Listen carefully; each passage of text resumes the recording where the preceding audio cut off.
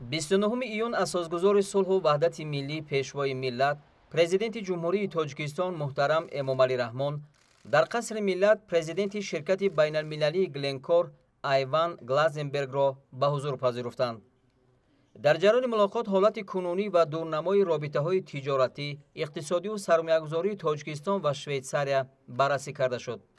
таъкид гардид, ки дар Тоҷикистон беш аз 25 ширкати швейтсариягӣ ё ширкатҳои муштарак бо иштироки сармоягузорони Швейтсария дар соҳаҳои мухталифи иқтисоди Тоҷикистон фаъолият мекунанд ва шарикии самараноки ширкати Гленкор бо Талко дар соҳаи истеҳсоли алюмини намунаи хуби чунин ҳамкориҳо мебошад. ҳаҷми умумии гардиши тиҷорат биёни ду ширкат танҳо дар 5 соли охир беш аз $1 миллиард ташкил дод. дар мулоқот масъалаҳои азнавсозии технологии ширкати алюминии тоҷик, коркарди пурраи алюминии аввалия, ба роҳ мондани истеҳсоли маҳсулоти ниҳоӣ ва афзоиш додани иқтидорҳои сесолии ширкати алюминии тоҷик то 1 миллион тонна мавриди муҳокима қарор дода шуд.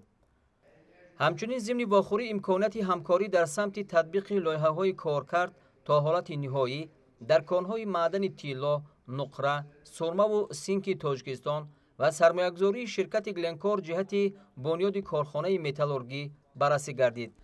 мавриди зикр аст, ки Тоҷикистону Швейтсария аллакай таҷрибаи хуби ба роҳ мондани ҳамкорӣ барои ҷонибҳо судманди тиҷоратиро доранд. ҳамкории самарабахши ширкати швейтсариягии Гленкор бо ширкати алюминии тоҷик Талко намунаи умедбахши ҳузури ҷониби Швейтсария дар иқтисоди кишвари мо мебошад.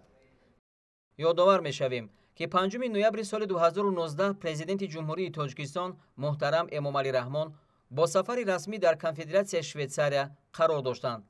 зимни ин сафар сарвари давлат муҳтарам Эмомалӣ Раҳмон бо президенти Конфедератсияи Швейтсария муҳтарам Ули Маурер, роҳбарони ширкатҳои бонуфузи ин кишвар ва доираи васеи соҳибкорону сармоягузорони швейтсариягӣ мулоқотҳои самимию созанда анҷом доданд.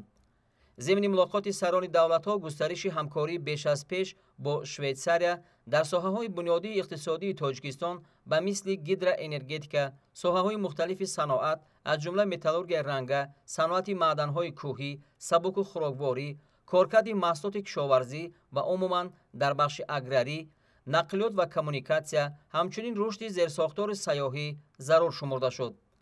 5 ноябри соли 2019 дар доираи сафари расмӣ дар шаҳри Берни Конфедератсияи Швейтсария президенти ҷумҳурии Тоҷикистон муҳтарам Эмомалӣ Раҳмон бо президенти ширкати байналмилалии Гленкор Айван Глазенберг мулоқот карданд. дар ҷараёни мулоқот масоили ҳамкории Тоҷикистон бо ин ширкат ва дигар корхонаҳои бонуфузи Конфедератсияи Швейтсария баррасӣ гардид. президенти мамлакат муҳтарам Эмомалӣ Раҳмон аз ҳамкории тиҷоративу иқтисодӣ, ки аз муҳимтарин соҳаҳои равобити дуҷониб ба ҳисоб меравад, изҳори қаноатмандӣ карда, шарикии самараноки ширкати Гленкори Швейтсария бо Талкои Тоҷикистонро дар соҳаи истеҳсоли алюмини намунаи хуби чунин ҳамкорӣ номиданд. 6 ноябри соли 2019 дар доираи сафари расмӣ дар Конфедератсияи Швейтсария мулоқоти президенти ҷумҳурии Тоҷикистон муҳтарам Эмомалӣ Раҳмон бо доираи соҳибкорону сармоягузорон ва роҳбарони ширкатҳои ин кишвар баргузор шуд. сарвари давлат муҳтарам Эмомалӣ Раҳмон ин мулоқотро иқдоми муҳим дар самти роҳандозии ҳамкории мутақобилан судманди тиҷоративу иқтисодии кишварҳо арзёбӣ карданд. дар мулоқот барои доираи васеи намояндагони соҳибкорию молиявии Конфедератсияи Швейтсария имкониятҳои фарохи ҳамкорӣ ва сармоягузорӣ дар Тоҷикистон муаррифӣ гардида, миёни аъзои ҳайати расмии Тоҷикистон ва намояндагони доираи тоҷирону сармоягузорони Конфедератсияи Швейтсария мубоҳисаи судманд баргузор шуд.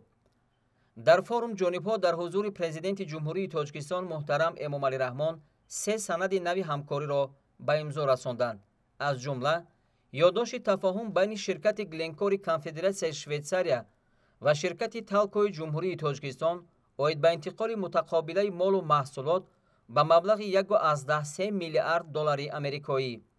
бояд гуфт, ки ширкати Гленкор Интернешнл яке аз ширкатҳои бузургтарини таъминкунандаи молу ашёи хом ва нодир дар миқёси ҷаҳон мебошад. дар ҷумҳурии Тоҷикистон ширкати Гленкор шарики асосии ҷамъияти саҳомии кушодаи ширкати алюминии тоҷик ва ширкати толингии Талко Менеҷмент Лимитед мебошад. харидори асосии алюминии тоҷик маҳсуб меёбад. زیاد از 10 سال می شود که جمعیت سهامی گشوده شرکت الومینی تاجیک با شرکت گلنکور اینترنشنال در اساس شرطنامه‌های طرفین همکاری نموده اشیاء خام اساسی را برای استحصالات یعنی خاکه الومینی را خریداری و فروش الومینی اولیه توسط شرکت نامبرده عملی کرده می شود.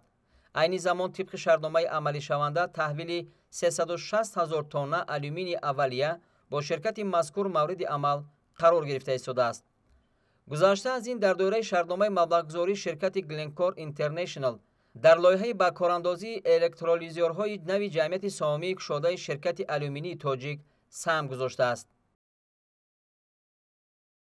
A very good meeting with the ما president. با پرزیدنت جمهوری تاجیکستان یک ملاقات پرمحصول داشتیم. در دایره ملاقات مذکور ما مناسبت‌های بین شرکت گلنکور و جمهوری تاجیکستان را بررسی نمودیم، خصوصا با مسئله همکاری‌های بین شرکت‌های گلنکور و تالکو یعنی که زواد الومینی تاجیک اعتباری خاص داده شد. ما با زواد مذکور علاقه سال‌های طولانی همکاری خوب داریم و با جناب پرزیدنت ما مسئله زیاد نمودن استحصال الومینی را بررسی نمودیم. در عین حال شرکت تالکو 70,000 تن الومینی استحصال کرده ایستاده است و ما امکاناتی به 300,000 تن برآوردن آن را امروز مورد بررسی قرار داده. چیزی از همه مهم از آن عبارت است که این مسئله را امروز جناب پرزیدنت هم به ما فهمانیده دادند. جمهوری تاجیکستان ذخیره‌های بوی گیدروانرژتیکی دارد که این برای استحصال الومینی سبز نهایت نقش مهم می‌بازد و پس وقتی که ما الومینی سبز استحصال می‌کنیم علاقه می‌توانیم به کشورهای گوناگون دنیا آن را صادرات کنیم و البته با باوری تام گفته می‌توانیم که الومینی سبز در بازار نرخ بلندترین را خواهد داشت. امروز البته این مسئله برای با در نظر داشت تغییرات اقلیم اهمیت خاص پیدا نموده است. برای همین هم با در نظر داشت ذخیره‌های بزرگ گیدروانرژتیکی جمهوری تاجیکستان و امکانیت‌ها برای استحصال حجم بیشتری انرژتیک سبز در جمهوری تاجیکستان ما امروز امکانیتی در مد اول به 300,000 تن برآوردن استحصال الومینی را بررسی نمودیم و در آینده نیت داریم که از آن هم زیادتر بلند برداشته شود.